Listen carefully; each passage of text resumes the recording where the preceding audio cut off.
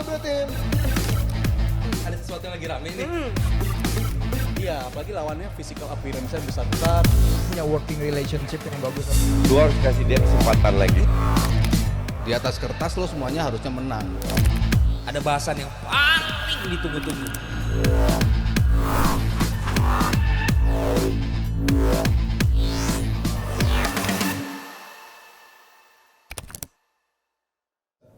Selamat malam Jebretim. Gue tahu nih, pasti dari kalian ini banyak banget kemarin yang berharap akan ada plot twist ya di malam final Liga Champions kemarin, ya kan?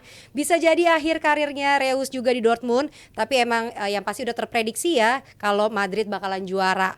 Nah, ada 4 pemain yang raih 6 gelar di El Real, Nacho, Modric, Kroos sama Carvajal. Dan Ancelotti juga mengukuhkan diri sebagai pelatih tersukses di UCL dengan 5 gelar ya dari 6 final yang pernah dia lewatin. Ini CEO pasti tahu nih satunya sama siapa, karena waktu itu satunya sama Liverpool. Nah, gak gampang juga sebenarnya Jebretim ngelihat babak pertama final UCL kemarin ya kan. Masih angkat aja untuk kita bahas, tapi Nesa mau tanya nih, menurut kalian ya, kalau menurut Jebretim siapa pemain pilihan kalian yang terbaik? Coba kalian komen, nanti komen-komen terbaik akan langsung Nesa bacain. Dan hari ini DPI Live bersama CEO, Nesa, Mas Aryo dan juga Aldi. Jadi silakan ya kalau kalian mau nyawer-nyawer.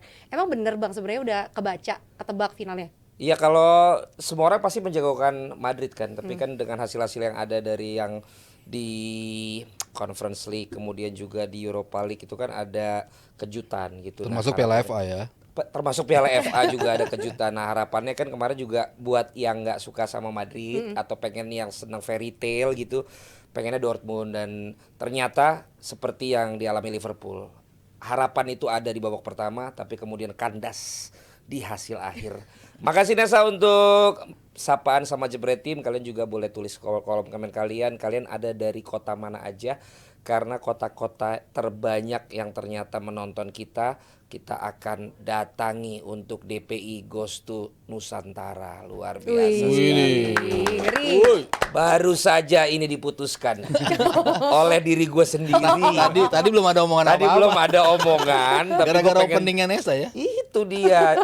Mungkin di polling itu duluan, Abrar. Ada di pulau mana kalian? Pulau Jawa, Pulau Sumatera, Pulau Sulawesi, Kalimantan, Bali, Papua, ya kan? Ada pilihan boleh bisa 6 gitu gak sih? 4 ya. Ya udah 4, ambil timur mana, ya kan? Jawa mana? Coba kalian pengen absen dulu, gue pengen tahu. Ada sama Nesa, ada Aldi sama ada Mas Aryo juga yang kita pengen tanya komentarnya. Aldi, lu menduga apakah dengan Dortmund yang sempat di awal-awal punya banyak peluang memang akhirnya akan berakhir seperti ini, atau lo punya analisa lain? Sebenarnya analisa dari Nesa udah bagus tadi ya. Analisa kan sekarang Nesa udah analisa banget nih.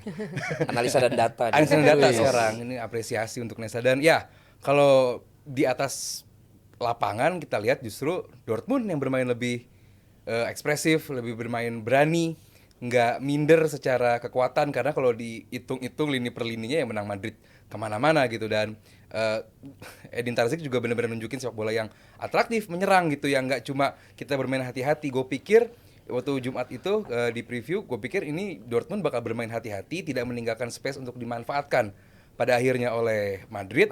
Tapi justru enggak, mereka bermain dengan 3 back. 3 backnya pun di mana seorang Emre Can mundur ke belakang dalam duet Schlotterbeck dan juga Hummels. Riorsen dan juga Ian Madsen jadi midfield. Riorsen maju ke depan, Sabitzer, Adeyemi jadi sayap kiri. Betul. Depannya Julian Brandt sama Sancho, Füllkrug di depan. Kenapa pakai begitu? Karena dia sadar dia punya seorang passer yang bagus dalam diri Matt Hummels. Kita lihat ada 2 kali Matt Hummels melakukan true pass ke tengah, Adeyemi cutting ke dalam, namun ketepis dan juga kena tiang. Ya. Ketenangan dalam finishing ini masih menjadi masalah bagi Dortmund. Ya mungkin demam panggung, mungkin luck juga, karena dalam sepak bola Bang Valen berkali-kali bilang ada yang namanya luck dalam sepak bola, dan itu benar-benar ditunjukkan oleh Madrid. Dan nggak salah Madrid pun kalau dibilang menang lewat luck, karena emang keberuntungan itu ada. Karena dari segi statistik babak pertama itu full milik Dortmund. Madrid nggak ada, 0-0 on target. Sementara Dortmund 3 benar-benar nyerang. Cuman ketenangan dan finishing itu masih menjadi masalah. Lalu apa turning point bagi Madrid? Sebenarnya nggak ada sebuah situasi yang benar-benar menguntungkan bagi Madrid. Kesulitan sekali Madrid untuk nge-crack lini tengah yang dikuasai oleh pemain 4 Dortmund tersebut. Satunya Ian Madsen dan satu lagi Adeyemi yang mundur ke belakang. Kecepatan Madrid unggul, that's why Ancelotti yang sangat hebat dalam taktik benar-benar mirroring Edin Terzic. Jadi 3 back juga. 3 backnya sama. Kalau Dortmund itu pakai Emre Can, Madrid pakai Toni Kroos. Dalam duet Nacho dan juga Rudiger, seorang Carvajal jelas kalah dalam segi speed menghadapi Adeyemi dan juga menghadapi Füllkrug, kalah speed. That's why dia nggak disuruh bertahan tuh dia, disuruh maju ke depan sejajar dengan Valverde, Bellingham dan juga Mendy, maju ke depan banget. Karena mereka sadar mereka punya seorang passer dalam diri seorang Toni Kroos. Through pass juga beberapa kali ada. Vini, Rodrigo bertukar di depan, kanan kiri. Beberapa kali juga ke kanan Carvajal, cuman menghadapi seorang Ian Maatsen dan juga sprinter kalah. Namun ketenangan Madrid babak kedua menit 60-70 dapat corner bagus dan gol. Kalau tim yang mentalnya masih naik turun Bang, dalam kondisi lu nggak bisa nge-crack lawan yang di atas kertas harusnya bisa lu hancurkan, ini mungkin bisa panik, tapi Madrid nggak begitu. Dalam diri seorang Carvajal yang orang bilang udah selesai karirnya, udah tinggal nunggu ya pindah klub atau apa, bisa melakukan nge-crack sebuah lini pertahanan yang bagus dibentuk oleh Kobel dan juga seorang Mats Hummels. 1-0 Dortmund juga nggak turun, tetap nyerang dalam mereka kasihkan nyerang. Bellingham dapat sebuah momen yang bagus, ngasih pas ke Vini 2-0 dan itu selesai habis itu. Tepuk tangan dong buat Aldi yang on fire banget malam hari ini. Boleh tepuk tangan dulu buat Aldi ya. Ini tadi udah jadi satu episode sendiri ya, analisa dari Aldi Bawazir yang lagi on fire banget. Lagi batuk soalnya Mas Aryo. Mas Aryo, kalau lo sendiri yang tentu juga lo nonton juga bareng-bareng sama kita kemarin, melihat dari Dortmund banyak menyerang babak pertama, peluangnya jelas jauh lebih banyak. Dan gue dapat fakta bahwa Ancelotti bilang mereka memang bermain di bawah performanya Dortmund. Tapi kalau gue malah waktu itu melihatnya ya memang begini Madrid gitu. Nah kalau lu sendiri melihat apakah memang itu bagian dari yang dilakukan oleh Ancelotti untuk Madrid di babak pertama, atau memang mereka juga kaget dengan penampilan Dortmund yang bisa mendominasi di babak pertama dulu deh, Mas Aryo? Ini kayak tales of two halves ya. Yang babak pertama tuh kayak GR gitu buat Real Madrid. Kayak gladi resik lah. Maksudnya mereka mencoba bermain yang udahlah, yang penting kita gak kebobolan dulu. Kita pengen tahu ritme mereka kayak apa, kita adjust kita mainnya kayak apa nanti di babak kedua. Di babak pertama kan udah kelihatan Vini megang bola, coba giring, cuma kan berapa kali nyangkut di kakinya Slotterbeck dan juga Maatsen juga ya. Berapa kali Reersen nggak bisa dilewatin sampai dia sempat pindah sampai pindah ke tengah, pindah ke kanan, akhirnya balik lagi ke kiri. Cuman dia kayak membaca gerakan seperti apa yang gua harus lakukan untuk bisa ngelewatin dia. Dia kan gerakannya selalu gitu kan, waving ke kiri kanan lalu coba ambil kiri. Itu selalu ketahan, keblok mulu. Yang babak setelahnya dia mencoba untuk langsung begitu dia dapat bola, langsung geser ke kiri, itu berapa kali kelewat. Artinya kan ini coba-cobanya Ancelotti, kita coba bermain dengan sistem kita bisa nge-crack apa enggak. Kita tahu Dortmund punya counter attack yang luar biasa, cuman walaupun luar biasa, gue juga nggak ngeliat clear cut chances banget sih dalam artian yang Füllkrug kena tiang, itu kan itu was an offside position gitu. Yang Adeyemi yang 2 kali, itu mungkin orang yang paling bertanggung jawab kalau harus disalahkan menurut gue Adeyemi, karena dia mendapat 2 kesempatan yang harusnya one on one, dan kita bicarakan kan pas pertandingan kenapa diambil terlalu ke kiri ya. 2 kali dia menjauh, harus selesai di pertama, menjauh dari justru dia mempersempit sudutnya sendiri. Cuman kan balik lagi ke defense setup dari Real Madrid. Kenapa Courtois yang dimainin? Dia tahu persis harus berada di posisi mana untuk bisa memperkecil space, untuk bisa mempersempit sudut. Dia tahu berdiri di mana. Lalu Nacho, Rudiger, pemain-pemain yang punya kecepatan juga enggak gitu. Cuman positioning mereka well banget untuk bisa memastikan Dortmund chance-nya bukan chance emas gitu untuk bisa menembak bola. Jadi gue pikir ya ini Madrid is being Madrid. Ancelotti melakukan apa yang ya biasa mereka lakukan. Babak kedua yang gue bilang strategi nggak banyak berubah. Cuman seperti di era Zidane, aliran bolanya dipercepat, operan-operannya lebih cepat. Perpindahan bolanya lebih cepat, jarak lebih rapat. Itu mengganggu Dortmund dalam upaya mereka untuk build up dan juga counter attack. Terlihat tidak ada praktis counter attack yang bisa dilakukan Dortmund. Di babak kedua, Madrid betul-betul megang kendali walaupun chance-nya nggak banyak. Dari corner pun kita udah lihat setupnya udah kelihatan banget nih. Yang dijaga jelas yang tinggi-tinggi, tapi yang mendapatkan bola itu pemain yang ada di tiang dekat. Carvajal udah percobaan yang kedua pertama hampir, yang kedua menjadi gol. Itu kan berarti set piece yang sudah dicoba, diulang-ulang, dilatih. Ya itulah Real Madrid is being Real Madrid. Lo mau unggul seberapapun, lo mau shot seberapapun yang lo lakukan, Tapi kalau lo nggak bisa cetak gol, ya habis mereka bisa balas. Dan Iya. babak kedua mereka buktiin itu. Oke, jadi memang tadi Nes bagaimana mau giring kemana nggak lewat gitu. Kalau lo suka sama giring apa enggak sekarang? Lo Giring suka sama biji giring kali ya. sekarang apa waktu nyanyi? Waktu nyanyi aja udah Kenapa? megang. Ya dia kan bukan politikus lah. Sempat jadi ketua umum. Oh iya siap. Ya tapi Bang kalau aku ngelihatnya final kemarin ini itu tuh kayak hubungan anak muda zaman sekarang. Apa tuh? PHP Bang, ngasih iya? harapan palsu, ujungnya sakit kan. Oh, emang lo Finalnya. sekarang belum nggak di PHP? Oh enggak kalau aku. Oh enggak ya, oh gitu. Tapi gue tertarik Aldi ya, gue mau membuka ruang perdebatan ini Yes. buat jebret tim juga.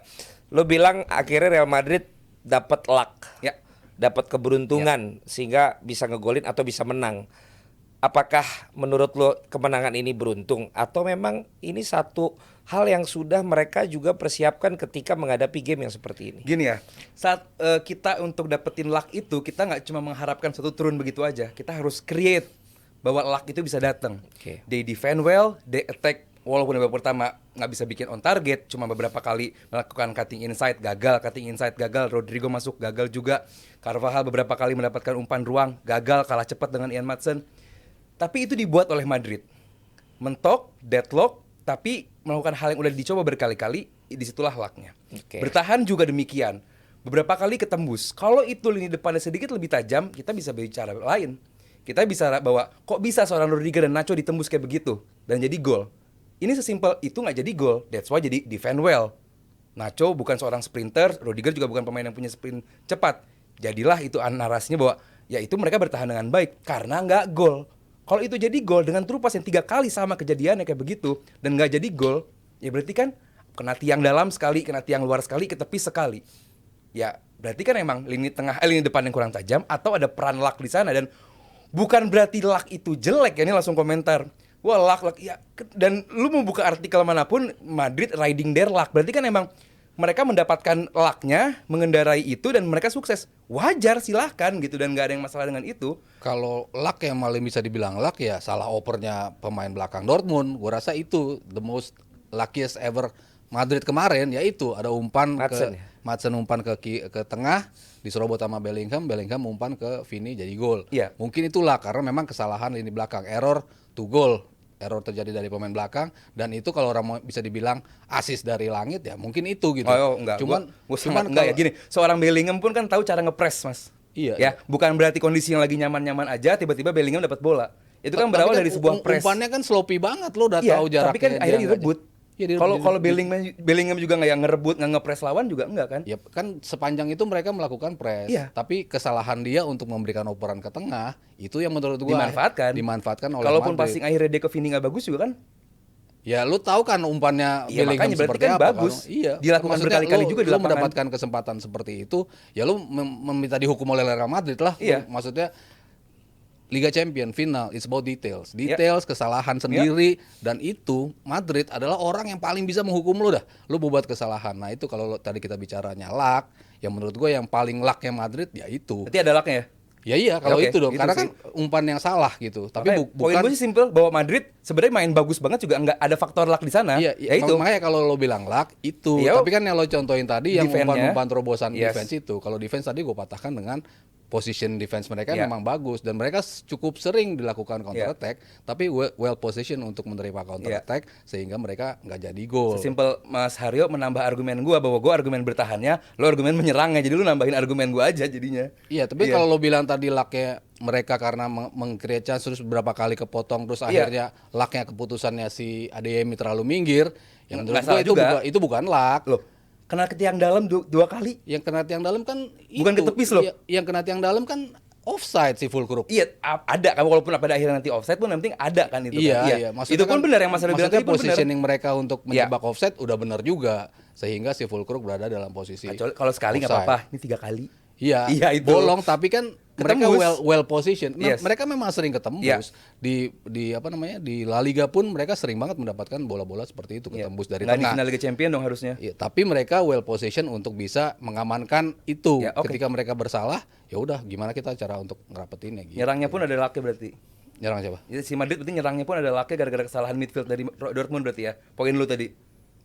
Enggak lah. maksudnya gol yang terjadi itu aja sih laknya menurut gua. Ya, gua nggak ada masalah soal itu. Bener, Oke, jadi Jubret Tim silakan kalian boleh kirim komen-komen kalian, menurut kalian memang Madrid ini karena keberuntungan atau memang ini by plan yang mereka sudah lakukan ketika lawan tidak bisa mencetak gol seperti itu gitu. Nah, kalau kamu percaya karma nggak, Nesa? Percaya dong. Karena ada yang bilang bahwa ini kayak karmanya Dortmund karena Dortmund tuh di babak sebelumnya tuh ditolong oleh tiang. Oke. Tapi kemudian di pertandingan final malah dia yang selalu kena tiang gitu loh. Lu pernah ngalamin yang kayak gitu juga enggak, Nis? Ya pokoknya karma tuh ada Bang emang. Emang pernah lu alamin? Iya, kalau Nabrak dulu tiang. kan aku selalu baik sama orang. Oh, jadi kamu selalu dapat hal yang baik. Iya dong, karma baik Karma dong. baik. Ya ampun.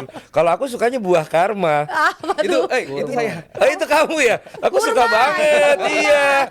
Apalagi jusnya tuh enak banget loh, jus karma. Iya. Tapi nggak apa-apa, Jebret Tim, kalian bebas berpendapat seperti juga Mas Aryo sama Aldi di sini punya pendapat yang berbeda. Tapi yang jelas di halftime itu yang gue bilang tadi, Mas Aryo dan juga Aldi, bahwa Ancelotti bilang kalma. Beda lagi, bukan karma. Tapi kalem. Wallace. Ya kan, dia bilang tahan dulu. Lu jangan kepancing, yang penting selesaiin dulu babak pertama. Karena dia sendiri mengakui bahwa Dortmund berhasil benar-benar memporak-porandakan pertahanan dia. Nah, menurut lu ketika satu tim, apapun itu namanya sekarang, you name it, is it a luck or atau apapun itu, ini kan kayak Liverpool juga. Kita merasa deserve untuk menang gitu. Tapi pada kenyataannya dihukum sekali melalui Vini Junior. Kemarin juga sama.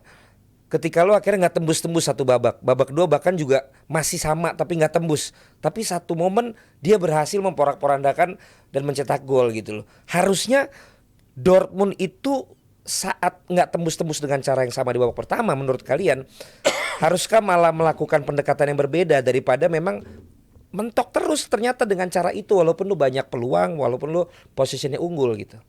Iya, si Fulkrug kan kita tahu bola atasnya luar biasa, dan satu shots on target dia kan sundulan itu juga kan. Yang satu memang offside yang menjadi gol di akhir babak kedua.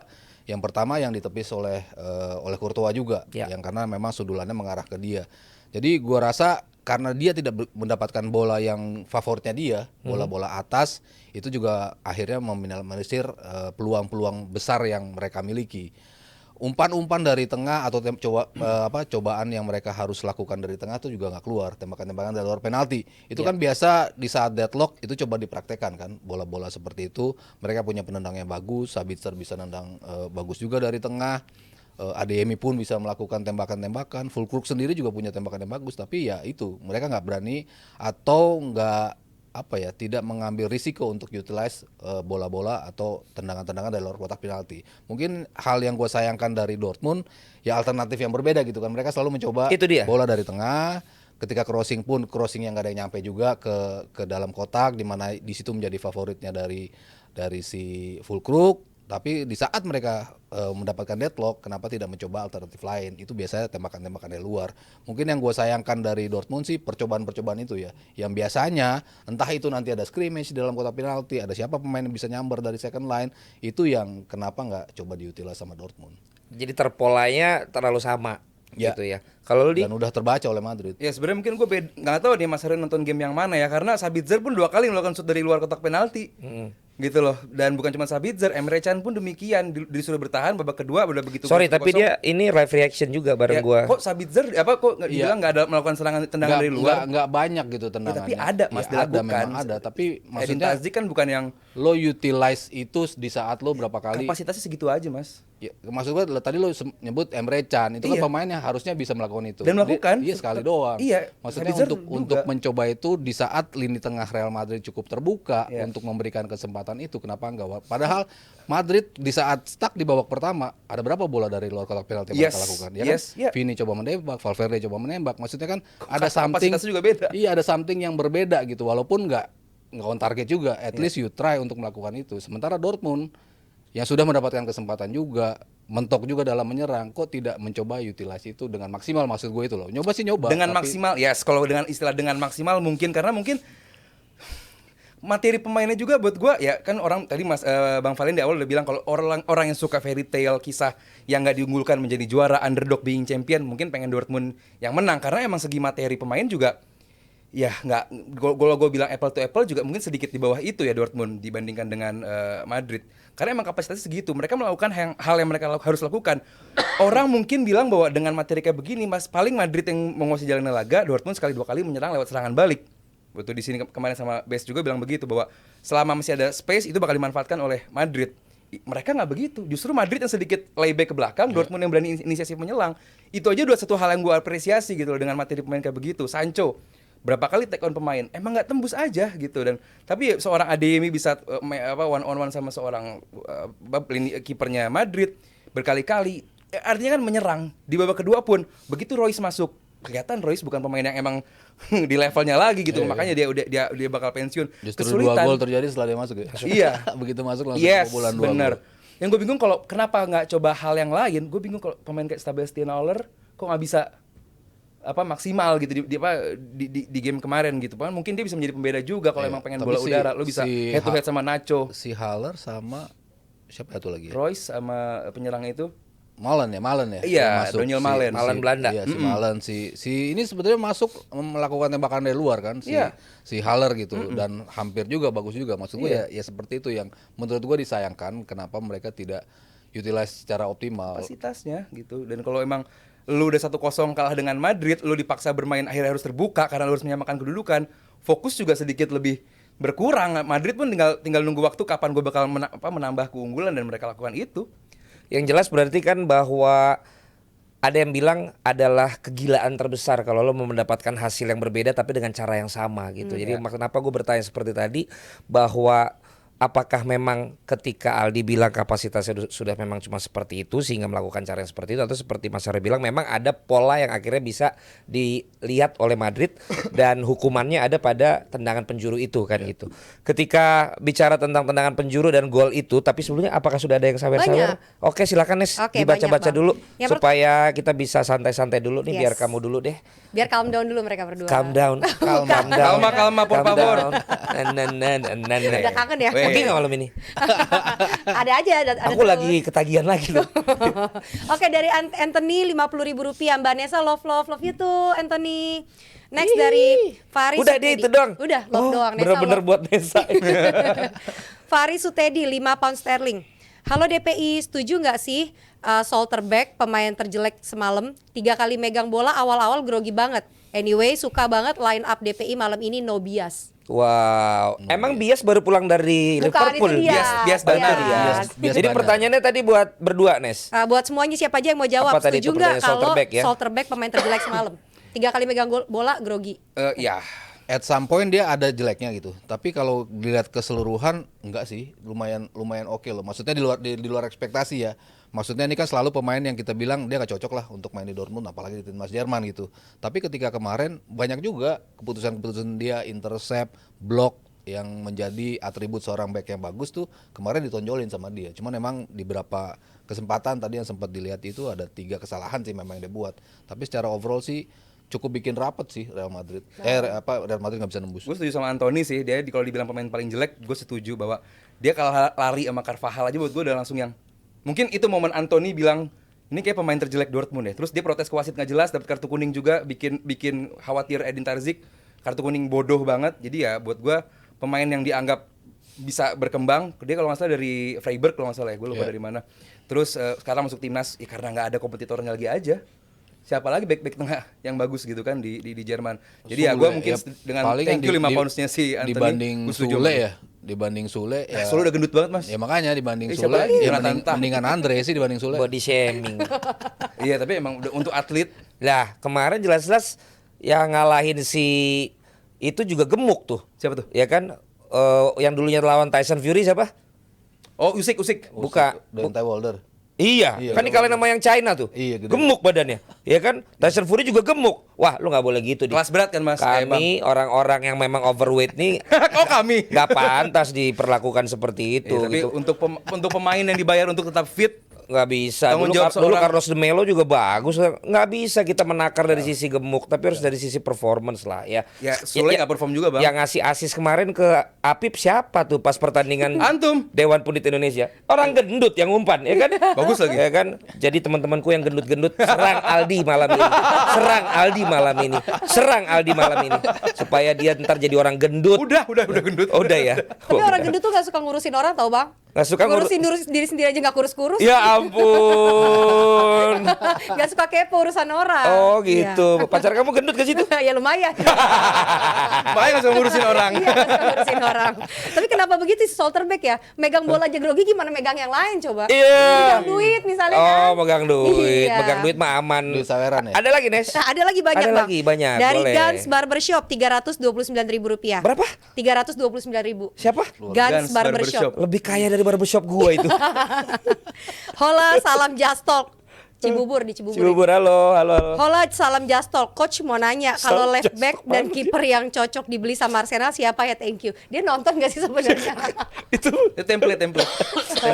dia nanya buat Arsenal. Buat Iya Arsenal. Oke, kita simpen nanti ya. Oke, Ingetin nanti ya kita di apa Next di episode segmen kita- terakhir ya. nanti kita bahas itu. Oke. Next dari Buwung Puyuh Rp50.000. Bubung puyuh. Buwung Puyuh. Buung. Fase grup sapu bersih semua. Fase gugur mulangin City sama Munchen.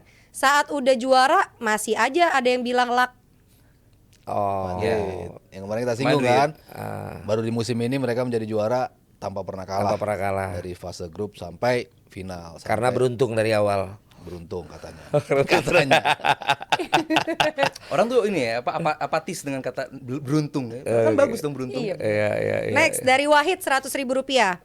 Arsenal 2 musim terakhir saya melihatnya sebagai faktor luck. Justru di musim ketiga saya sebagai fans Arsenal pesimis bisa masuk Big 3. Oh, Pernyataan aja. Pernyataan aja. Ini dari Arsenal. Iya, Arsenal. Oke, makasih.